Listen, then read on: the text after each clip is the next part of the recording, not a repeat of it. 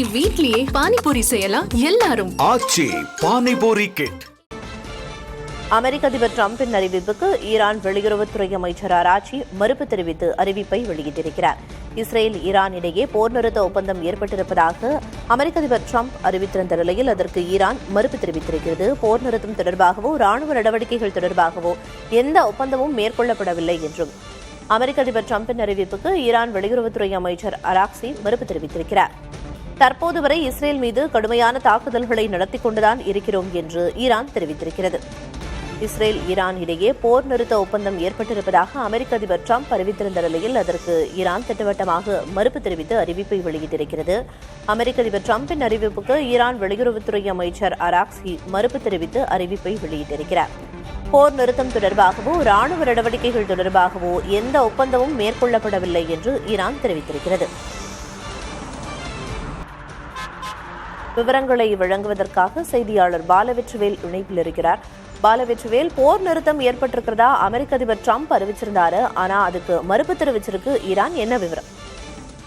மத்திய கிழக்கு ஆசிய பிராந்தியத்தில் ஏற்பட்டு வரும் பதற்றமான சூழல், குறிப்பாக ஈரான், கத்தார், ஈராக் உள்ளிட்ட நாடுகள் மீது வான்வெளி தாக்குதல் நடத்திய நிலையில் அமெரிக்க அதிபர் டொனால்டு டிரம்ப் போர் நிறுத்தம் செய்வதாக தெரிவித்திருந்தார். குறிப்பாக இந்த நாடுகளுக்கு இடையே நடக்கக்கூடிய அனைத்து சண்டைகளும் முடிவுக்கு கொண்டு வரப்பட வேண்டும், அமைதி திரும்ப வேண்டும் என்கின்ற ஒரு அழைப்பை விடுத்திருந்தார். அனைத்து நாட்டு தலைவர்களோடும் தான் பேசிவிட்டதாகவும் போர் நிறுத்தத்திற்கு ஒப்புதல் தெரிவித்ததாகவும் அமெரிக்க அதிபர் டிரம்ப் தெரிவித்த நிலையில் தற்போது ஈரானினுடைய வெளியுறவுத்துறை அமைச்சர் சையத் அப்பாஸ் அராக்சி தற்போது ஒரு முக்கியமான ஒரு பதிவை வெளியிட்டிருக்கிறார். அதில் போர் நிறுத்தம் என்கின்ற ஒரு பேச்சுக்கே இடமில்லை என்கிற ஒரு கருத்துக்களை அவர் பதிவிட்டிருக்கிறார். போர் நிறுத்தம் செய்ய வேண்டுமா வேண்டாமா என்பதை ஈரான் தான் முடிவு செய்ய வேண்டும். ஏனென்றால் இந்த போரை நாங்க தொடங்கியது மேற்கு நாடுகள் தான்.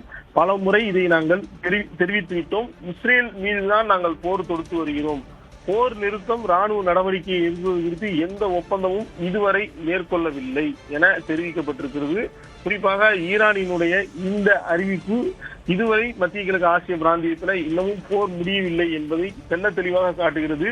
இஸ்ரேலிய ஆட்சி ஈரானிய மக்களுக்கு எதிரான சட்டவிரோத ஆக்கிரமிப்பை வெளிப்படுத்துவதாக தெரிவித்துள்ள ஈரான் வெளியுறவுத்துறை அமைச்சர், எங்கள் ராணுவ நடவடிக்கைகளை நிறுத்துவது குறித்து இறுதி முடிவு எடுப்பது குறித்து எங்களுடைய சுப்ரீம் தலைவர் தான் முடிவெடுப்பார், மற்ற நாட்டு தலைவர்கள் யாரும் எடுக்கக்கூடாது என அமெரிக்க அதிபர் டிரம்பை கடுமையாக சாடி இருக்கிறார். இதன் மூலமாக இன்னமும் மத்திய கிழக்கு ஆசிய பிராந்தியத்தில் ஈரான் மற்றும் இஸ்ரேலுக்கு இடையிலான போர் தொடங்குகிறது என்பதை நம்மால் புரிந்து கொள்ள முடியும்.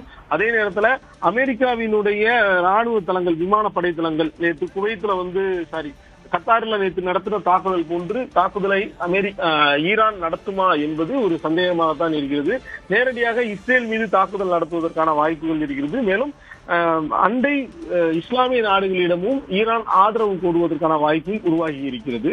போரும் முடிவடையாது என்கிற ஒரு அறிவிப்பை தற்போது ஈரான் வெளியிட்டிருக்கிறது.